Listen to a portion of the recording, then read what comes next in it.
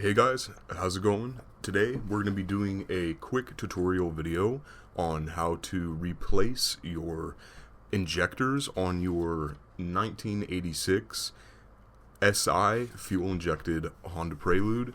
I will try and make this as quick and concise as I possibly can.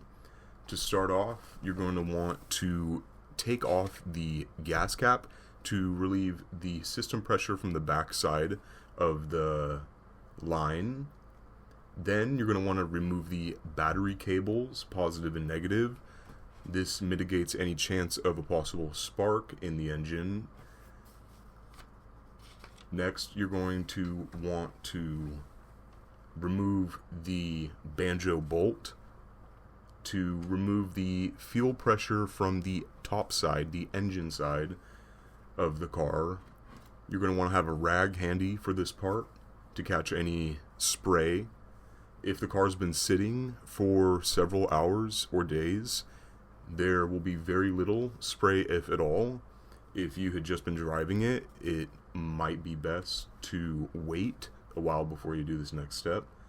You're going to want to have a crescent and a ratchet handy to release this bolt while having the rag over the top of it.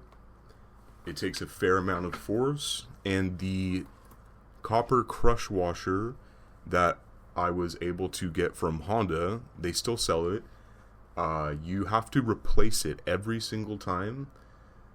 That's what the manual says. I was able to reuse it twice with no issues. It's always good to follow the steps though as they list. As you can see here, I am releasing the bolt now. This is going to remove that pressure from the line going to the rail. You want to be careful if you're going to be reusing this washer not to drop it down your engine bay.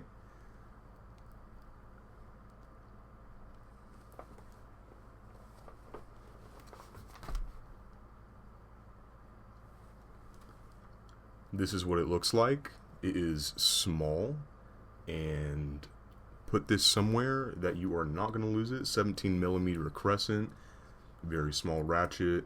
It's going to get the job done. Next, you're going to want to remove the air box. As you can see here, I have an aftermarket Weapon R intake. This is going to save you a lot of time if you do have something like this, because there's plenty of room to be working. You're going to want to remove the injector clips now. It's going to be necessary to use a small pick or spudger to release these pins that hold the clips onto the injectors. See if I can get a better shot here. One-handed camera work ain't so easy, but if I can get it to just focus, you're going to be able to see now that these clips here, they're fairly old, so you're going to want to take your time and release one of them each slowly and unclip the clips. After you have all of them out, you're going to want to go to your fuel pressure regulator and undo the top vacuum hose coming from your intake manifold, as you can see here, and also the bottom fuel return line. After you have gotten all of your manifold bolts that hold the rail undone, you want to apply even pressure across the entire rail and slowly pull up. The injectors, as you can see, the O-rings were fairly bad. Very, very unfortunate. All of these O-rings were almost completely disintegrated and were in very serious need of repair. Glad that I got to it when I did. When inserting the new cushion rings into the intake manifold, be sure to coat all of them in fresh engine oil, including any additional O-rings. If you're rebuilding instead of buying new ones, you want to coat all of your injector O-rings in fresh engine oil. Do note the location that you insert them in the rail so that the connectors all face the correct way. It's kind of hard to mess this one up, as there's only one direction that they can face and plug in. Pretty convenient if you ask me. But after all of those are plugged back in, we're going to move on to our next step, which is reattaching all of the parts in reverse order. We have this crush washer here, the new one from Honda. You're going to put that on your fuel filter, retighten your banjo bolt, reconnect all of your fuel return lines, your vacuum lines, reconnect your battery.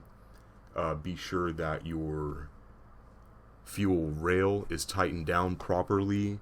The amount of force that you have holding the rail is what holds the injectors into place.